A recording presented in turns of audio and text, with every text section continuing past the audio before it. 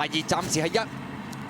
好，你一起步嘅時候咧，咁啊慢咗閘嗰隻就係遨遊首領嚟㗎。好啦，前面雷神太保啦，殿後一隊埋邊咧嗰隻遨遊首領啊，出邊藍衫藍帽暫時殿後新力驕嚟㗎。好啦，轉彎入直路咁滯啦，同喜就貼欄自己放啦，跟住第2位咧就線路英雄開始側出嚟2搭㗎啦。中檔位置嘅馬有新輝之星，出邊就跨境駿馬後多層啦。咁啊中檔位置神耳金剛啊，雷神太保啊，外邊追有長龍區，最出咧仲一隻新力驕啊，最後200零米同喜仲係佔先啊，第一隻上嚟挑戰線路英雄啊，出邊有跨境駿馬，最後100零米啦，線路英雄沿住中檔推進咧，相當好勢啊，外邊有跨境駿馬，入邊位置係同喜，接近終點，線路英雄輕鬆贏馬，跑第2名係跨境駿馬，同喜第3，第4名就比較近啲㗎，埋邊咁啊天天有福，出邊係雷神太保啊。咁啊，結果呢隻線路英雄咁啊，都係上陣經驗唔係好多㗎咋。咁但係今場賽事贏起上嚟嘅姿態